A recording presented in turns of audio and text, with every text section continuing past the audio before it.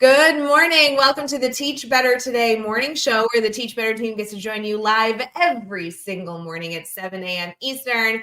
It is the Monday after Thanksgiving. We have had so many days away, and we are so excited to be back to welcome you into an incredible week ahead. Jeff Gargis is in the house, so you know it's going to be a really great show or a really bad show. But we'll be right back.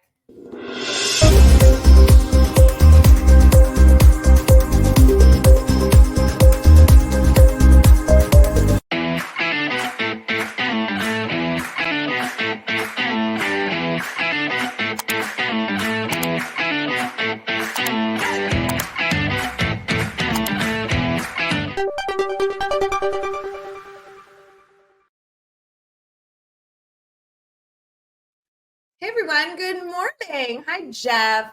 Jeff Gargis. Good morning. How are you? You ready for a really amazing show together? It's the only thing I expect when you and I are together. Obviously. So how are you? You feeling I'm good? Ready for it's a Monday, so good. I still feel like I need to be rolled around places after eating, but like it's okay. All in all, I'm good. I think, I really try not to overeat on Thanksgiving, and it's inevitable. Even when I try and eat healthy, I eat more than I should.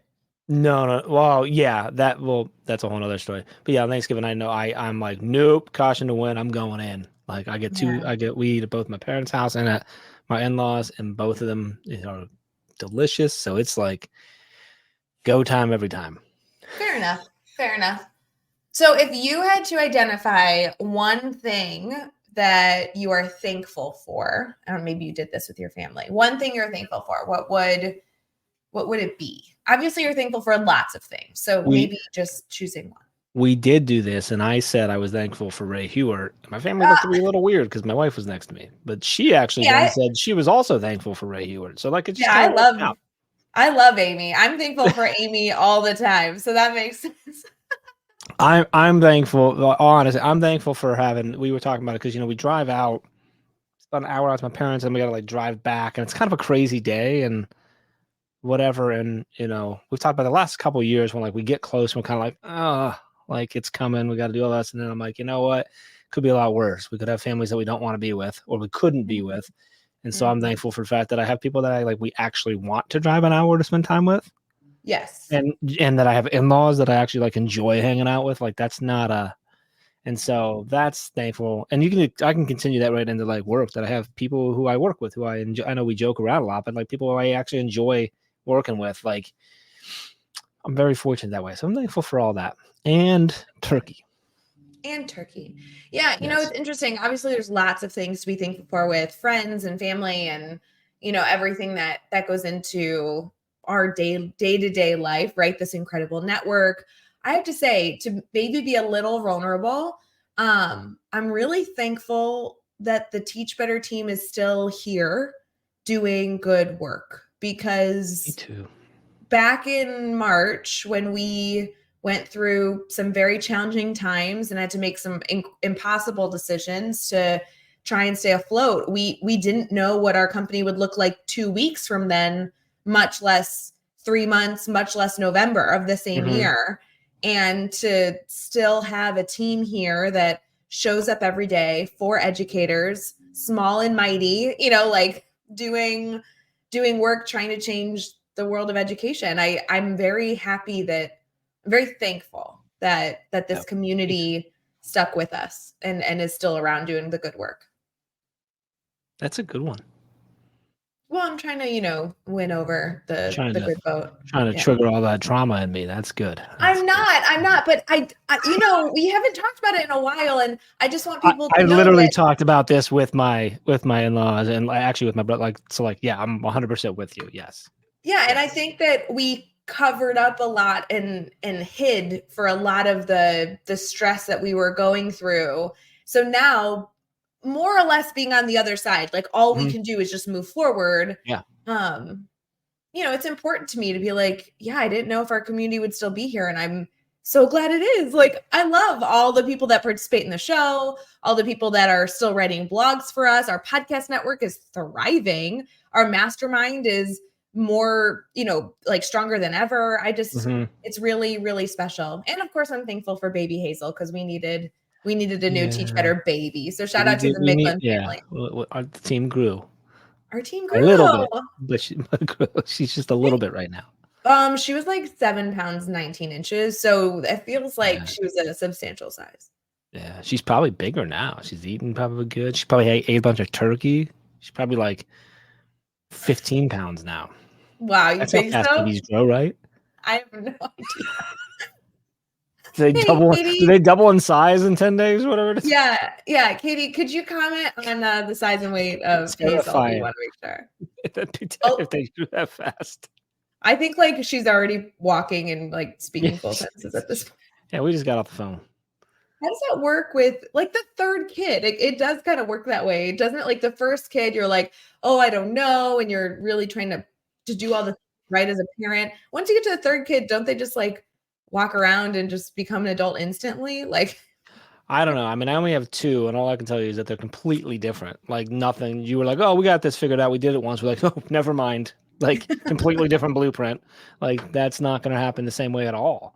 Yeah, wait. So imagine the third one. I don't know. Maybe the third one does because like it's just 2 different ways, and then like you reset. I don't know. We'll have to talk to like Chad or Josh. They have a lot, so like they have a lot. Yeah, that's true. Yeah. I will say that when Hazel was born, I believed that Hazel looked a lot like Katie's second child, Stella. So it's like, so she'll look like Stella, but she'll act like Harper. Maybe she'll have Harper's personality. It'll be like a blending of the two. Possibly. Or she's going to probably look a little bit like both of them. She'll have like her own whole new mix of personality. And Katie don't know what to do. If any of you have 3 or more children, we'd love to hear in the comments how the personalities come. Because I always joke with Katie that this baby was going to be the baby I was going to like follow. And I want to learn all the things because I won't have babies myself. So I'm like trying to really hone in and learn all the things. But I do also want to know, is it bad that I've sent a baby gift like every single day since the baby's born? No, that's expected, I think. She told me that she was expecting that from you. So, because I was like, hey, do you need anything? She said, no, Ray's going to send me a baby gift every day. And I'm like, oh, okay. Every day. Yep. Okay, well, the one that arrived recently, I think she posted, but the one that arrived recently was I sent the baby my first Hanukkah onesie, even though they're Christian.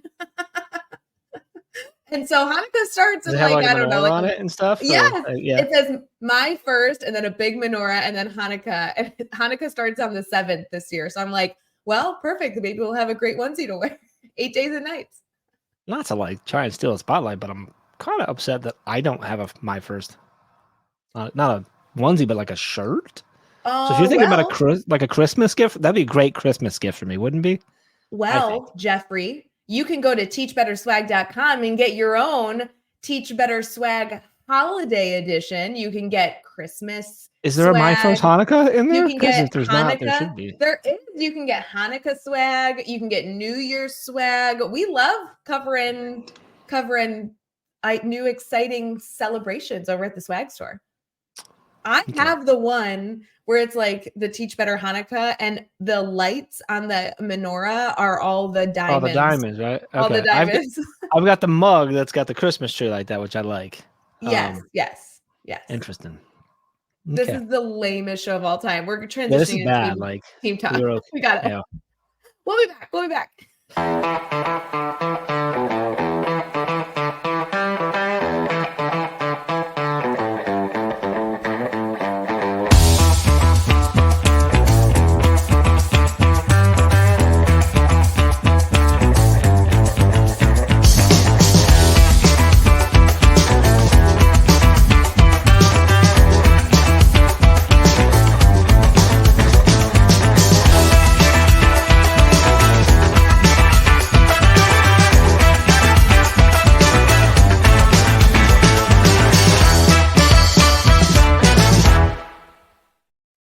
Hey everyone, good morning. Thank you for sticking with us over on the Teach Better Today morning show. We are in our team talk segment, which is where we like every single show to be able to have some sort of educational dialogue. Sometimes when Jeff and I are on the show, we forget to do this part, but we are not forgetting. It's just dialogue. It's not educational at all. Well, we have a listener question, and those sometimes keep us on track a little bit versus if we pick the topic, it might be like something that doesn't make sense. So I have two different listener questions, Ooh, wow, and getting crazy. Okay. I know, and I can't decide which one to do. So we will eventually do all these listener questions. I love that we have like a bank of like 300 plus, and we keep getting new ones in. So this isn't like a losing battle. But the one here is talking about retakes. So that's like one of the questions. Okay. The other one has to do with how many grids you have open during any point in time in your classroom. So do you have a preference on which we could try and do both? I just don't know that we can get through both in one show. I feel like we've I don't know if it's out yet, but we've been working on a revamp of something around retakes. So maybe we should go there first. Okay. And I think it is out. And if you guys need it, we just redid our retake policy. Retake policy guy, which is like one of our most popular downloads and resources that people go with too is that thing. So well, and I have to say, it's just old. Not to brag, it's just old. Like aesthetically, it was old. Now it's not. So now it's not. Now it's really we completely revamped it, but yes, it also looks prettier. But it looks. So what's okay? So yeah. So what's the question then? What's the Can we just send this? Can we just give them the download and then question answered? Not quite, because this one is a little bit more in depth that the download will help you address, but it's still part of the conversation. So the question here says, how many times should a student be allowed to retake a quiz? What if you just need them to move on because time is running out and they keep failing the quiz even after direct reteaching, etc.?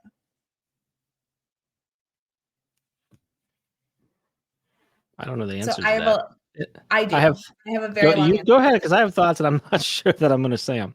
But all right, so there's a lot of layers. Because I again, not a classroom teacher, so like I'm going to think about this probably differently. So I'm curious. You are like kind of the retake queen in my eyes. So I love retakes. I am obsessed with talking about this. So yes, she likes it because I let Ray redo everything she does on team, because usually the first 10 to 15 times not great. Even when I directly teach, she just doesn't get it. That might be true. That might be true. Especially when I turn in something and Jeff's like, did you proofread this? And I'm like, no. Why would I proofread something? Jeff will be like, hey, can you redo this entire website? And I'm like, here. And he's like, can you explain to me as a 32-year-old master's well-educated adult why there's 25 typos? And I'm like, did you want me more importantly, it's why is every third to seventh word capitalized? Sometimes it's the second letter. I believe things should be capitalized. It just adds on the third "the" in the second sentence. Can you explain why you capitalized the H? It looks better that way. It looks better that way. All right, sorry, go on. So how many? So you did retakes in your classroom? Of course. And obviously we work with a lot of teachers that do or are transitioning into allowing it or figuring out how to implement that. What's where would you cut off as far as we're playing within that box? What school is where we have to cover certain material and stuff? So we got that's where I feel like this user question is really coming from. Is it like, I want to do more because I know it's good for the student, but I've got to To me, this is less about how many times a student can retake and more about us being more efficient and effective educators to figure out what the issue is. So first and foremost, just to kind of lay the base layer, the retake policy guide that you all can go download. It's gorgeous now that, someone on the screen just redid it. And it really is for those, it wasn't Jeff. It really is for more of those summative assessments where you are moving on from content. So that retake policy is a little bit more for those heavy final projects, heavy final tests, where the classroom is moving forward to more challenging information, but the student is looking to redo that last piece of learning. There's a lot in there, including example emails and a template of the retake contract and everything else. When it comes to, I think this question, this has to do more with retaking a quiz. That's the word used. The quiz is typically more of a formative assessment, meaning it's falling somewhere in the grid or somewhere in the learning progression where you as the teacher are just looking to confirm understanding from the student, and then you want them to go move on to more challenging information. So for me, when I read this question and it says, how many times should a student be allowed to retake? What if you just need them to move on because you're running out of time? My big emphasis would be on conferencing following the quiz. So you're providing some sort of quiz for the student to take. When you provide that quiz, it should be extremely, extremely short. It should be concise, and it should be focused on very clear objectives that you're looking for the student to meet. So for example, if at the end of level 1, you want to kind of like recap that they have retained the information, those solid core skills that they learned in level 1 before they move up to level 2, and you're giving them a quiz where you're not letting them maybe use their notes. You really want to confirm that they retained that information. My first step would be challenging us as educators to reflect on how efficient that quiz is. Make sure that you don't have any questions in there you don't need, that this is the time to use the questions or prompts on a quiz that are going to address the most common mistakes in your content.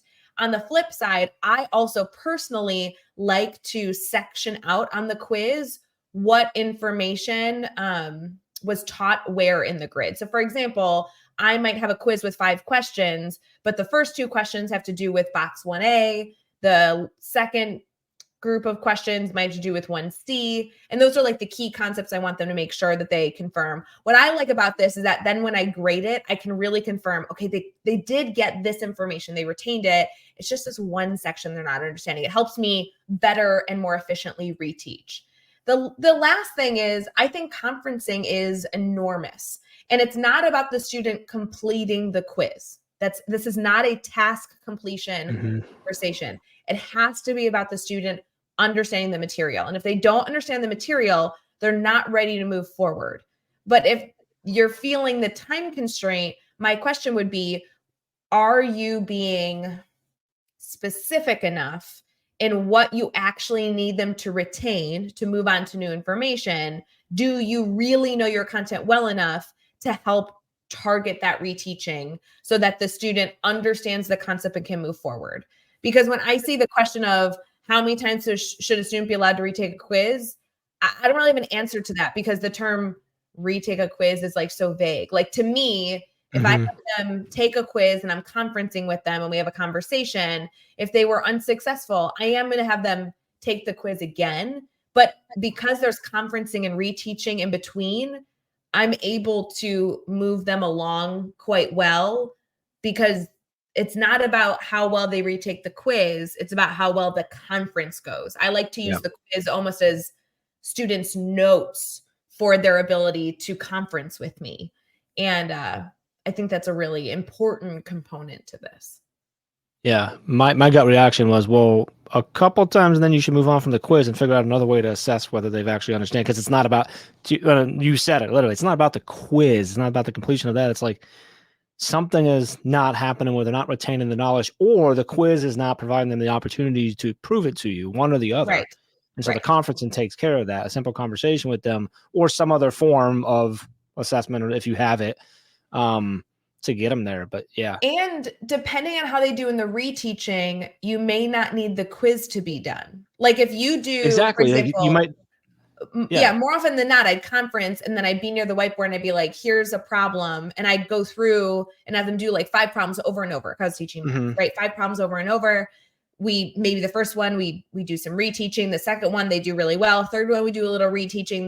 Then they do 4 and 5 by themselves.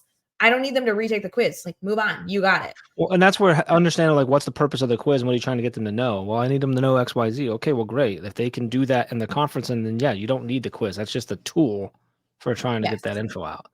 Yeah. So thinking of your quiz as more as students' notes for the conference and having the conference be the thing that you need to have success with the student, for me, was the thing that helped me move forward. I know we wanted to possibly do another question, but I'm gonna ask another question around this one though, because we talked about how this was more formative. What's the answer to this if we're actually talking about a summative assessment versus a quiz? So for me, summative assessments are different. And the reason I believe they're different and why we have structured our retake guide download to be different is because the theory would be that the information in class is not supporting the information that they are working on for the retake. So because we're at that time point period where now the class has to move on because we've got to cover stuff because we moved on to the next unit of study, right? So my answer is if you have a solid contract, which I will bet my life on the contract that we have in our download. If you have a solid contract, you can retake as many times as you want within a set period of time. So for example, if you go through the contract and you're unsuccessful and you want to go through the contract again, typically I tell teachers that the time that the students can retake is within the next unit. So like the next unit of study is going to be like, I don't know, let's go with 4 weeks. They can retake as many times as they want, utilizing that contract within the 4 weeks. And then we got to move forward. The reason I create that arbitrary timeline, because it's completely arbitrary, just to be clear.